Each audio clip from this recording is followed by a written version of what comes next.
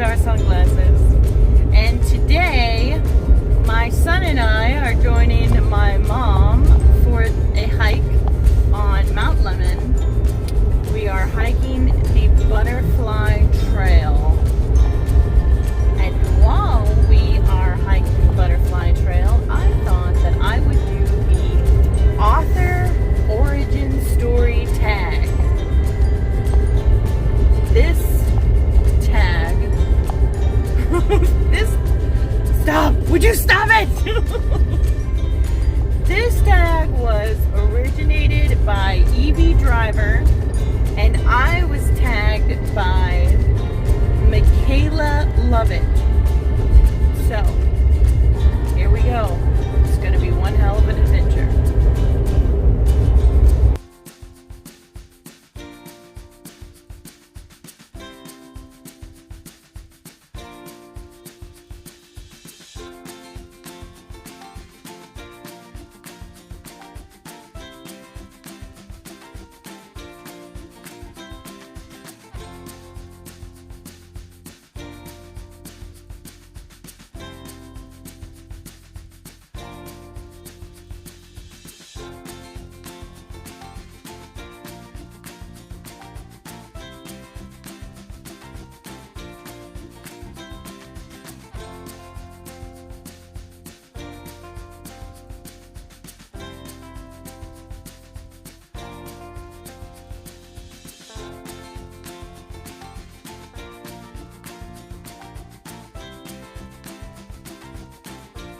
So Elijah and I went with my mom and my niece, and we hiked the Butterfly Trail, which is 5 miles. The first 2.5 miles was downhill, and I thought, man, it's been a long time since we've been hiking, but this isn't too bad. The second 2.5 miles was straight up canyon. I was gonna do the author tube, what was it called? The author tube origin tag while on this hike this morning. But there was just no way it was gonna happen. Between wanting to die from being in pain and not being able to breathe because I've been out of shape and haven't hiked in 18 months, we will just have to do the author origin tag tomorrow. Hey guys, it is me, Dana G. It is the day after my hike on the Butterfly Trail with my son Elijah and my mom. And my niece was with me as well, and one of my mom's friends. And I was originally going to attempt to do the author origin tag while we were on the Butterfly Trail. What's wrong? You gotta go potty? Hold on. Yeah, so I was originally going to do the author origin tag on the Butterfly Trail. However, that didn't work out due mostly to the fact that I was in excruciating pain. And so by the time we actually sat down and I was able to rest for a little while, the last thing I was thinking about was my phone and the camera. So yeah, so you'll have to forgive me. Anyway, I did go through all of the questions and I wrote them down so that I could do them on the trail. And so yeah, so I'm going to be reading the questions and the answers to the questions. Like I figure since I'm cleaning today and I'm putting all my gear away and everything, I'll just do it from different places in my home. Yeah. So anyway, question number 1 is backstory. When and why did you start writing? How old were you? In which genre did you begin writing? Well, my answer to this is I began writing seriously when I was 29 years old. I started writing romance after a divorce. I got married the first time when I was 21.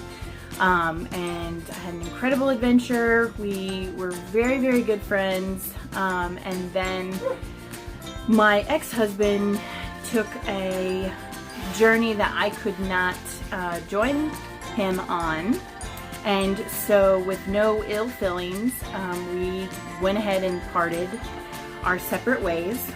But it was heartbreaking. I won't even try to say that it wasn't.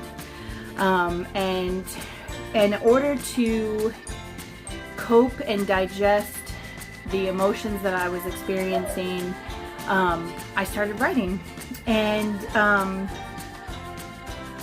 I wasn't sure whether or not I wanted to get married again. I wasn't sure if I wanted to date again. I still believed in love and romance. So that's what I wanted to write about, because that's what I was passionate about.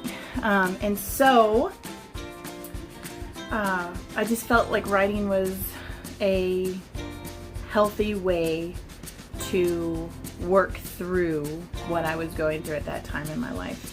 When I was 35, my great-grandmother passed away, and I didn't realize the type of relationship that her and I had. I mean, we were always very close. Even when I was growing up, you know, people would be like, oh, grandma, she's so strict and she's so this and that and the other thing, and I never experienced any of those things. And so a lot of people will say that, like, she was a totally different grandma with me than she was with other people. And after she passed away, I think the reason why I saw her and experienced her in a different light was because we had similar souls. And so when she passed away, she took a piece of me with her, and I was absolutely devastated. What it did do was it encouraged me to start reaching for my dreams. And one of the things that I had told her was that I wanted to take these stories that I was writing down and I wanted to publish them. I just wasn't sure how I was going to do that. So yeah, so when I was 35, I want to say when I was 36, my now husband was very supportive of me. He went down, he saw me writing. I had developed insomnia as part of my depression, and so he went down, he caught me writing in the middle of the night, and he went down and bought me my laptop that I use today, and that's when I officially started seriously writing the Awakening series. So yeah, so it's been a really cool journey. Yeah. Alrighty, question number 2, protagonist. I'll put some here. What was your first main character like? How have your taste/muses changed since then? My main character, her name is Mina. She's a woman who has been told her entire life what she was. For example, if she wanted to be a doctor, she was told that she would be a better wife, a mother, and do good works for her community. But a doctor was pretty much out of the question. And throughout her journey, she discovers that she is actually very strong. She is incredibly intelligent, and she can pretty much do anything she puts her mind to. And as the story goes on, she starts to discover that perhaps it is not her who is a damsel in distress, and maybe she will actually be the one to be doing the rescuing. I think that my tastes haven't really changed. I love writing female characters who are strong in many aspects, can do physical labor, protect themselves, have a free will, and be able to think and make decisions for themselves. I love to write female characters who still love to be snuggled and cherished. So yeah, they can protect themselves, they're very strong, they're very independent, and yet they still want to be loved, cherished, snuggled, but by no means are they completely helpless without the big strong hunk of man to come and rescue them. Not that there's anything wrong with that, that's what I'm saying. Like, you know, it's still nice. She's very independent and strong, but she still likes to be loved. So basically what I'm saying is that she doesn't need a hero. However, she never turns down help when it's needed. And I think that that alone makes for a strong, independent female character, if you will, is that she can do it on her own, but she always accepts help when it's needed. My muse has definitely never changed. It's still the same as it was in the beginning. My muse is love and how love shapes the relationships that we are in, not just the intimate relationships that we're in, but the relationships of all of the human beings that come and go. Yeah, I love love, and isn't that appropriate? Right behind me it says love always. All right, so question number 3 is antagonist. What is the worst writing advice or feedback you've ever received? What was your first rejection or confidence breaking experience like? So the worst writing advice or feedback I've ever received was, it was definitely when I was told that because I don't have a degree in writing or in English literature, that I would never be a successful author. This was really bad for me because I'm a very creative person and I love to write, and I acknowledge my weaknesses like spelling and grammar. I would never advertise myself as an editor because my spelling and grammar are the worst, is what they are. However, I was also told that you don't need a degree to be creative, is what I was told after I was dealt my devastating, really horrible advice, is how I should put it. The worst feedback I ever received was from some of the original beta readers that I used. They just kept telling me that everything was wonderful, everything was perfect,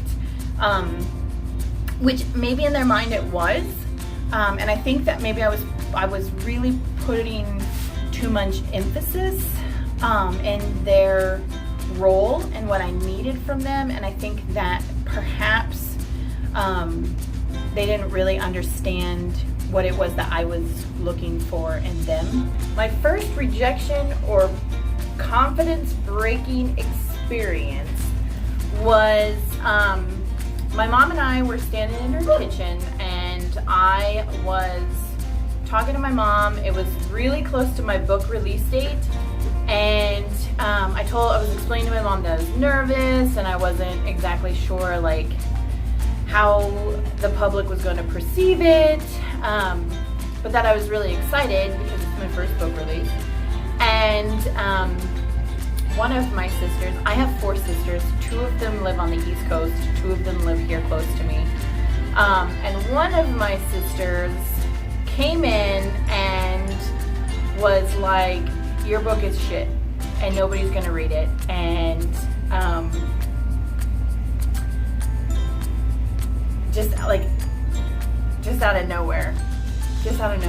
And when I was like, well, how would you even know anything about my book? She's like, well, you wrote it, so it's gonna be a shitty book. And typically with my sisters, I have a pretty thick skin, but this time it really hurt, and to the point where my mom actually stepped in and was like, why would you say that, and yeah, yeah, but anyway, so I ended up coming home and I told my husband all about it, and I had a good cry. And my husband was just like, you know what? What the hell does she know? What does she know? She's never written a book. She probably doesn't know how to write a book. And people who are negative and say mean-spirited things are saying it. I mean, unless she sat down, read the book, and was some kind of like expert book critiquer, her opinion means nothing. It means absolutely nothing. She had no grounds. She had no anything. So my husband's like, fuck her. Question number 4, superpower. What part of writing or the writing process do you feel is your greatest strength? For example, emotion, showing versus telling, drafting, revising, character flaws, etc. So the answer to question number 4 is my superpower would be showing. I think it's my superpower almost to a fault. I've heard a lot of people say that they don't like when authors overshow. And I think that I do overshow at times. However, no one has ever complained about my show versus tell yet. That's not to say that it won't happen, but it hasn't happened yet. It is also one of my most important, one of the things that I find to be most important about my writing is that I want to be able to bring the reader in, and I want the reader to be able to feel the emotions that my characters are going through. I can tell you that one of my characters was heartbroken. I would rather make you feel their pain. Question number 5, kryptonite. What part of writing or the writing process do you feel is your weakest? I think that, I know, outlining is my kryptonite in the writing process. I have stated it several times that anytime I get excited about a project, if I sit down and try to outline it, and outlining becomes really frustrating, and then I stop, losing the excitement of the project, and then eventually it dies. And yeah, it's pretty sad. Question number 6, training montage. What strengths or weaknesses changed over the years? Additionally, what have you done over the years to better your craft? I certainly hope that my air conditioning isn't too loud, but it's hot, so it's not going off. Oh, I know for a fact, editing was my biggest weakness when I first started my writing. When I first started writing and researching the process of publishing, editing was absolutely my number 1 weakest spot. I've grown to really enjoy the editing process. When I was working with my editor, one of the things that I really enjoyed about her was that she would push me to rethink things. She pushed me to make them better, and I really enjoyed that. And so working with an editor, I've grown to enjoy that. Also, one of the things that I highly recommend is books on writing. And I have a list of them on my website, but I will also put the list of the books that I use to strengthen my writing process. And I think, I keep saying think, I know that my writing has actually strengthened and become 100 times better than when it originally started at due to these books. And also the wonderful videos that I have watched on YouTube from other authors have really helped me to strengthen my craft over the years. The other thing I would strongly suggest is that when you are writing, join a group. Join the AuthorTube community, join a writers group. There is there's so much knowledge to be gained from each other that you will only benefit yourself by getting involved and asking the people around you all the questions that you're going to have. Question number 8. Trusted sidekick. Every Batman has his Robin. What is your favorite companion to cuddle or consume while writing? Has this changed over the years? If so, does this differ from daytime to nighttime? And so every fall I will pull out the ugly sweater in the morning because it's actually cool enough to wear it. So I will I live in my ugly author sweater from fall until the end of winter, and I'll even push it sometimes because I love my ugly sweater. And every year, every couple of years, I end up buying a new ugly sweater. As long as it has pockets and big ugly buttons. Those are my favorites. Also, aside from my ugly sweater with my ugly buttons and my pockets, I love to eat crunchy food. When I'm writing adult content, I don't eat anything except hot tea. I don't even drink coffee during sexy time scenes. It's just hot tea. And it's usually like blood orange or caramel with sea salt. During the summertime it's tea. During the wintertime it's coffee. I don't ask why. I know it sounds insane, but when you heat up your internal body temperature, the outside air actually feels really cool. So drinking a hot cup of tea actually helps me to cool off. I know it sounds insane, but...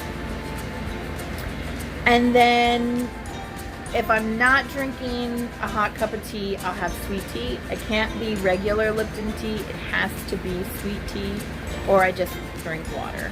So question number 9 is 0 to hero. When you first began this journey, what level of success did you imagine for yourself? Is where you are currently at on your writing journey heading for this destination? If not, has your dream evolved over the years? When I first started writing, I didn't really think about what my goals for publishing was. And then when I did start thinking about what I would like to see for my publishing goals, my goal was to have my book read at least by one person on every continent that Amazon provides ebooks to. And so far I've had several books read on the continental United States, and I've even had one book read in Australia. So there's a few more countries that I need to get my book read into so that I can meet my publishing goal. I remember when I started my YouTube channel, like my big goal was 100 subscribers. And as soon as I hit 100 subscribers, I had planned on doing like a big funny video. But my subscribers have grown so quickly that by the time I figured out what I wanted to do for 100 subscribers, I ended up having like 160 subscribers. And so now I'm working on, when I hit the 200 subscriber mark, like what I'm going to do. And I'm pretty sure that it's going to have to do with a giveaway. So it'll probably be a funny video with a giveaway attached to it. So, but we'll see. I haven't quite done that yet. But my new goal is that I would love to hit 1,000 subscribers.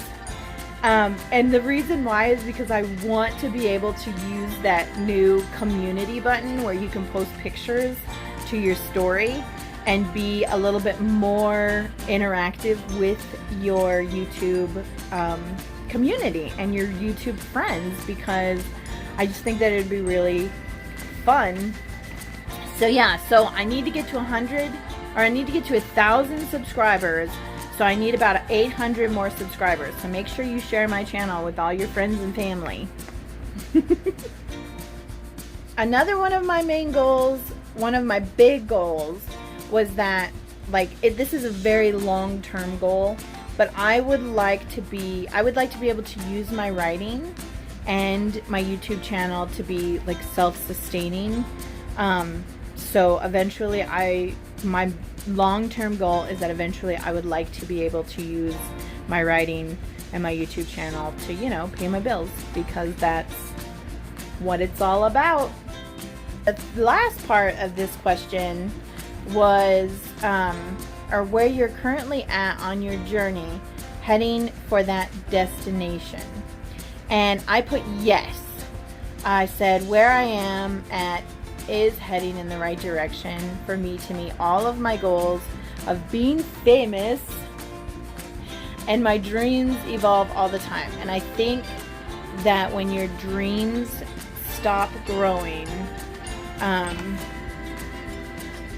I think that as you meet a goal, you naturally want to add a new goal, because you are constantly dreaming and constantly thinking of more things that you can do. So yeah, at least I do. All right, question number 10. Remember my name. Fame. What authors helped you realize your interest or passion in writing? What books helped shape your writing style, the genre of choice, and tastes? Like many authors, of course, my first answer is Stephen King. He was very influential on me. And I think the biggest reason why he was so influential on me is because he doesn't give a shit about what people think about his books. He writes what he loves, and he puts it all out there. I mean, he doesn't hold back. I mean, look at him. And that influenced me to be the kind of writer that I am, because I don't want to be silenced by what people think I should be writing, or how they feel, or, ooh, you're a mother, you shouldn't be writing that topic or whatever, because I'm like, whatever, I'm just gonna do me, because that's what makes me happy. Another author who influenced me was Janet Ivanovich. She influenced me because she showed me how she made this Stephanie Plum series, and it was great because Stephanie Plum is a bounty hunter. She is a badass, foul-mouthed attitude like you wouldn't believe. I mean, just everything. She's from Trenton, New Jersey, so everything you can imagine a New Jersey girl being like, yeah, that's Stephanie Plum.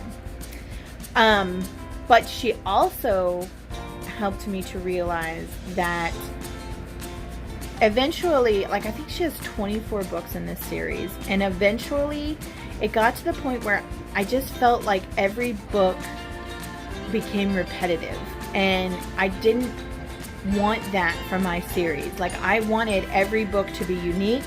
I wanted every book to have its own dilemma, and I wanted the relationships that we're developing to be going somewhere.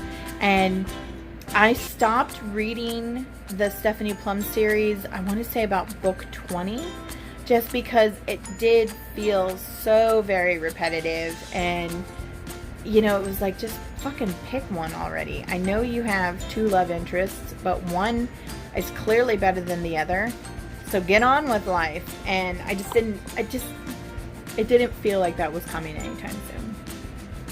But I just shit on that whole thing, but I would recommend it because books 1 through like 20 were funny as hell. But eventually I outgrew it, I think is what happened, and I needed more than what was being offered. And like I said, she's got 24 books, so it could have changed by then. I just haven't picked up the series. The other author was Philippa Gregory, and she showed me that you can actually take a historical story and make an amazing romance that will captivate your mind even for today. It doesn't have to be a modern romance to be captivating, which I thought was totally awesome, because my book series is not modern. It's not medieval, but it's also not modern. So, and then The Divine Secrets of the Yaya Sisterhood. I can't remember who wrote that book, but that story revealed to me that not all love stories have a happy ending, and that not all endings are truly the end, but some endings are actually the beginning. And you have to read the book to understand what that means. Anne Rice influenced me. Anne Rice wrote a series called the Sleeping Beauty series. She was the one that introduced me to erotica. Anne Rice not only introduced me to erotica, but she also taught me that even I have limitations. I could not get past like the middle of book 2. That prince, I just felt so bad for him. And I don't know why, when they were doing the things to Sleeping Beauty that they were doing to the prince, it didn't bother me. But as soon as it was the prince's turn to experience what Sleeping Beauty was going through, I was like, what? I don't know. It was intense. So maybe one of these days I'll actually try to get through it. So there were a couple other books that I don't necessarily want to name names.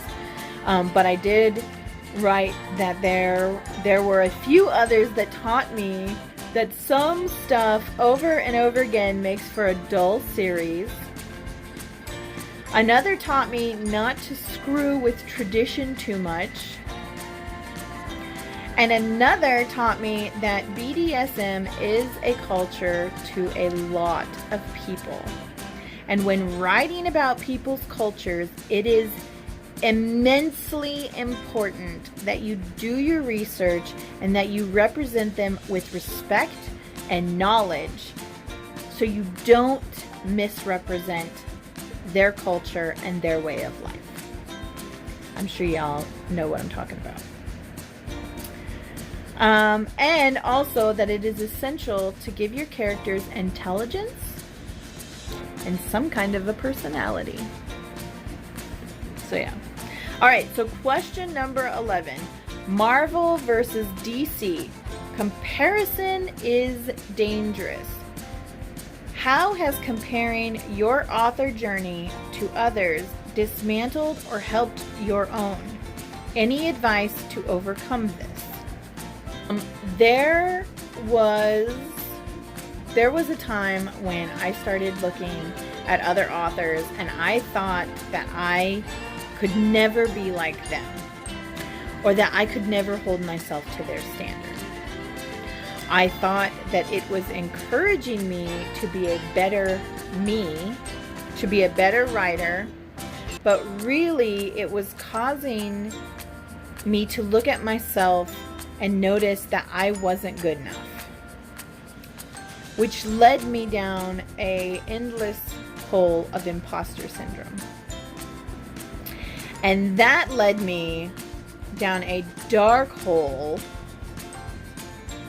of I don't belong, and thankfully now I am surrounded by people who love me and can pull me out of the quicksand. Your journey is yours alone. It only looks like what you can make it. Even on your worst days, it's the best because it's your journey. And no one will ever have a journey like the one you are on now. My advice to overcome this: don't start comparing your journey to anyone else's. No matter how tempting it is, don't do it. Question number 12. The obligatory love interest. Looking back on your earliest projects, what genres have you grown to love or hate to write? I still love writing my two genres. I write adult fantasy romance and I write erotica. And currently I am attempting an erotica mystery.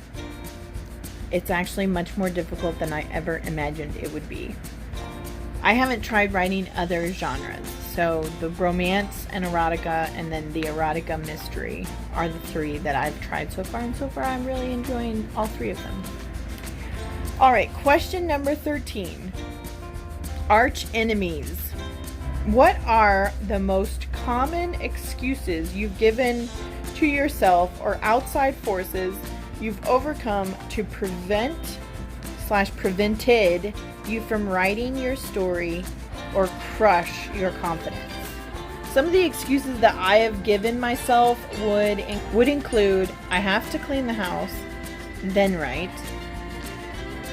I have to clean my desk and then write. I need inspiration. So I am going to watch an entire series and then write. I'm just going to finish this one book and then write. And the biggest one is no one cares and there is no point because people are expecting me to fail anyway. That is why I started doing my writing sprints 2 days a week. And I love being surrounded by people who are writing and encouraging me to write. Because if there is anyone who can make an excuse why they shouldn't be writing, it would be me. Number 14. Superhero name. When you began, did you consider using a pen name? If you are using a pen name now, why did you decide to use one?